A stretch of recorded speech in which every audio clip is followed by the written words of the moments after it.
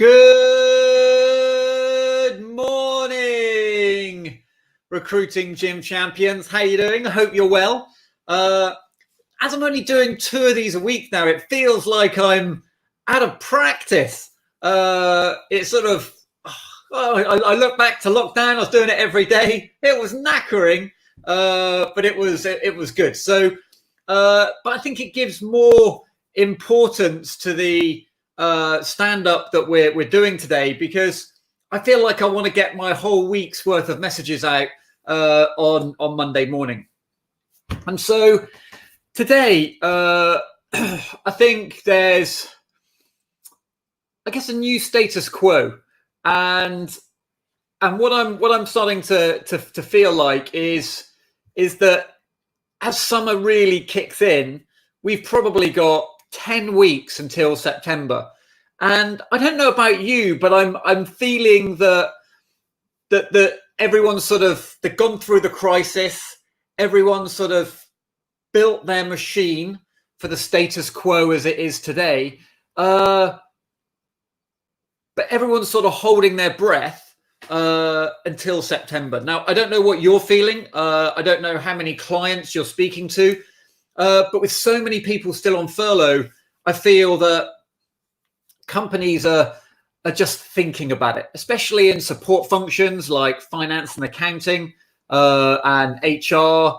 Not so much necessarily in if they're trying to drive change programs. But so many of the people that are members of the gym look after those support functions in organizations. And the feedback I'm getting is just clients are just thinking about it a little bit more. On the flip side of that, I sort of have these thoughts, and then I hear companies are now starting to bring everybody back from furlough. So it's this. I think the summer period's always weird in recruitment, but I sense this summer is going to be stranger because I think a lot of companies are going to be just in that holding pattern, which is where we are today is where we're going to stay. And begin that sort of road forward. But I don't sense there's going to be a massive bounce in the market until everyone really knows what's happened with the millions of people on furlough. I think in some ways furlough was a savior a few months ago, but today it's actually causing companies to pause and think. They don't really know yet which way they're going to go. And because of that uncertainty, they're not sure whether they're going to recruit or not. Now, they will recruit for business critical roles. They will replace people. It's been great to hear that a lot of companies now have a process to digitally onboard staff. And so I think those barriers are starting to come down. But I sort of sense a holding pattern. And why do I want to talk about the holding pattern is that when I speak to a lot of recruiters, what I'm hearing is, I hope my clients start hiring soon. And the reason they're hoping is that, like, even though the market's quiet and you may well have furloughed your staff, you're still bleeding cash, right? Businesses still have costs that they need to do. And so what I'm really thinking is that when I speak to those individuals and they say, I hope my clients start hiring soon, that tells me there's been a resignation that without those clients hiring, I'm not going to be successful. And as a result of that, throw my phone away. I left it on. As a result of that, we're sort of accepting the fact that if it's quiet for the next 10 weeks, we're quiet for the next 10 weeks. And if you remember right back at the start of lockdown, I was very focused on business development. And very focused, not just on getting organized in terms of your lists, but really focusing on going out and finding new clients. And what I'd ask you to do is do this exercise. Take how much you want to bill in the next, between now and the end of the year. So we've got 6 months, right? So we've got to think, right, in 6 months, I want to bill, let's say 100 grand. Okay, so let's say 100 grand. And the first thing I want to do, am I being too optimistic at 100? Let's think big. So but you want to bill 100 grand. Now, what I want you to do is take that 100 grand and I'd like you to divide that 100 grand by what your average fee is. So for simple maths, I'm gonna say 5k is an average perm fee. And so 5 into 100 is I need to make 20 placements between now and the end of the year. For you, that could be less or it could be more. But the really important part of this exercise that I'm going to talk through today is giving you a specific goal that you need to work with. I need to do this myself, right? I'm going to be doing this with Angela and Georgie later on today because we need to have some clarity of what our funnel needs to look at. So let's say, for example, I need to make 20 placements between now and the end of the year. What I then do is I then look at my fill rate. Now, not the fill rate that I think it is when I discard all the rubbish jobs that I work, but I want you to look at every vacancy that you've picked up in the last 6 months and divide that, and then take the number of placements you've made in the last 6 months and divide the little number by the big number. So let's say, for example, you've picked up 40 vacancies so far this year and you made 5 placements. That means you are filling 1 in 8 vacancies, I think. So you can work that into a percentage. But the point is, what I want you to do is take the 20 placements that you need to make and then divide that. So let's say, for example, the average fill ratio for a recruiter is 25%. Well, that means I need 80 vacancies. That's a lot of vacancies, right? But this is where the real joy starts. Because what I want you to do is look at a list of all the clients that you've got. And I want you to write down next to each of those clients the number of vacancies that client is going to give you between now and the end of the year. Not hope they give you, but based on the conversations you've had and the condition of their business, how many times do you think they're going to contact you this year? Because what you'll then have is, this is how many vacancies I've got coming in. This is how many I need. And there's a gap in the middle. And that is the number of new vacancies that you need to find from your business development. Now, I'm sort of sensing that maybe 100 is too much, right? But if it was 50k that I want to build between now and the end of the year, now let's do it like I tell you what, let's do 10k a month. 10k a month is what we need, what every recruiter needs as a baseline. So that means 10k divided by 5k means I need to make 12 placements. Divide that by a 25% fill ratio, you're going to need 48 placements. You can need 48 vacancies. Now, how many clients do you have that enable you to do that? And what that then does, it gives you a number of new clients that you need to go and find. And so the first step of finding your new clients is mapping your market. And mapping your market is reaching out to people you know in your industry, clients you know take contractors, clients you know that are going through change, and establishing how likely are they to recruit in the next 6 months.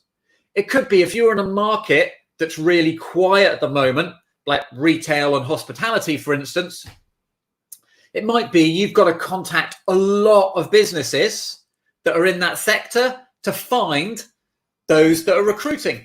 It could be you're in a sector that's really busy. So actually mapping your market means no more than reaching out to a few companies more than you have already.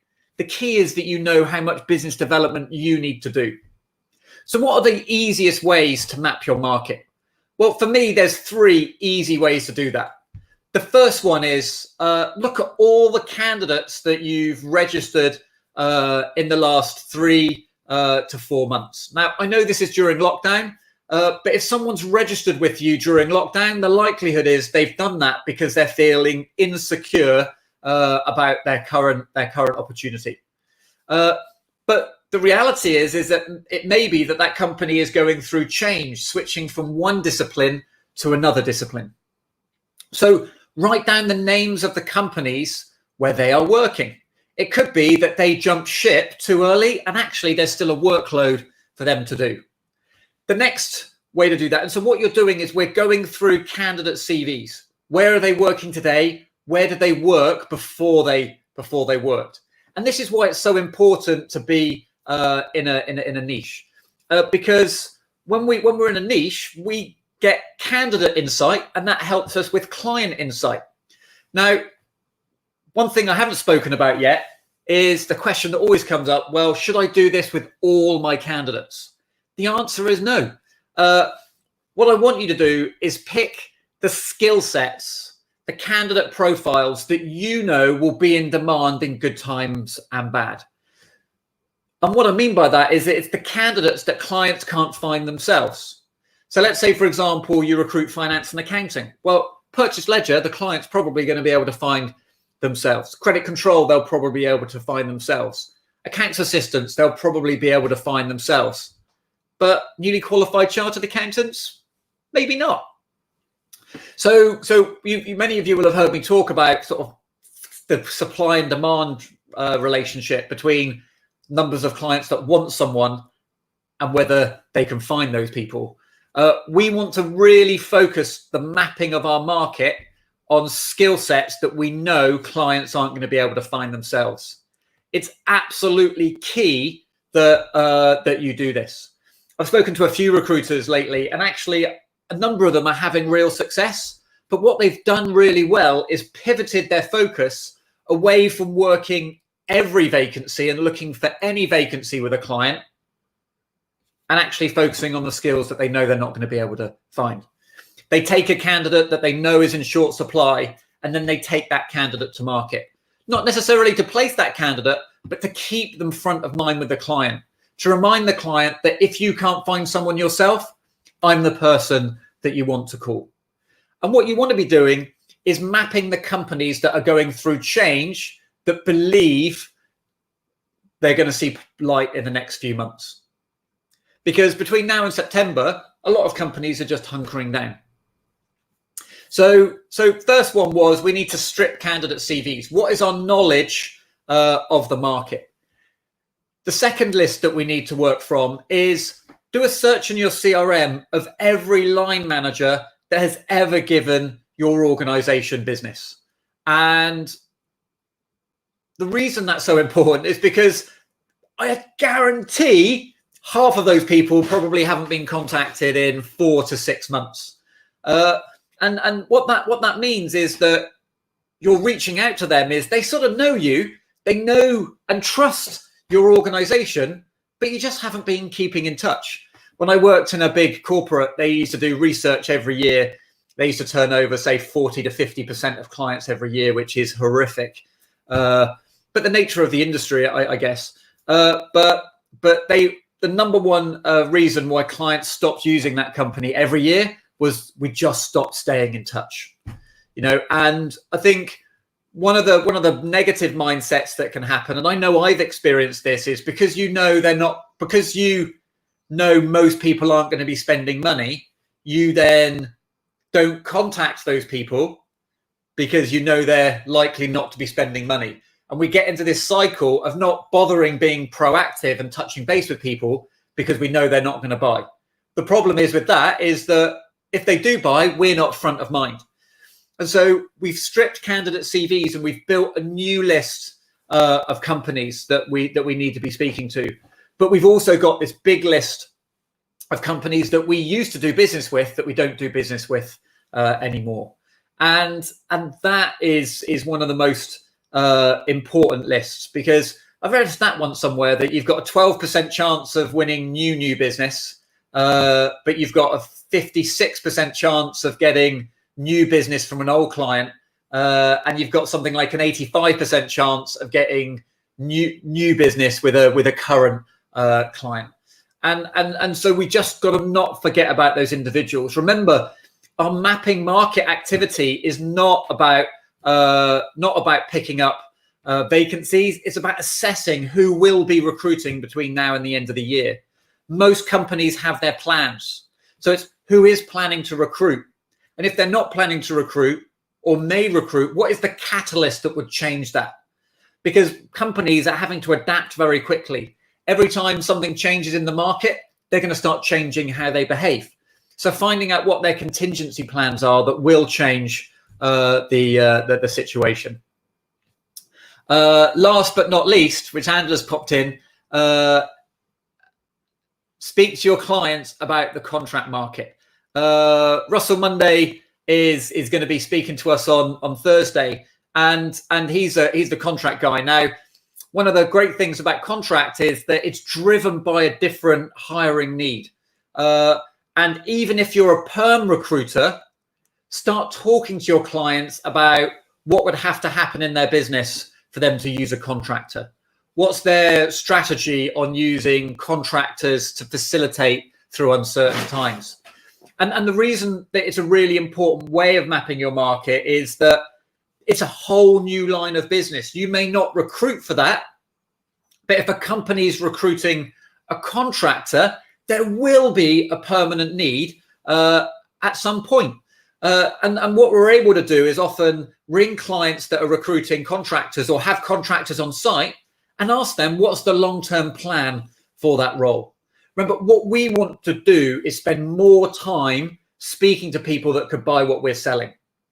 And so when we map the names of companies where we know people are going to be leaving, when we take the list of companies that have been working with us in the past, but we haven't been in touch with, and then we add that to our awareness of companies that are hiring contractors, suddenly we're not that far away from people or companies and line managers where change is going to happen.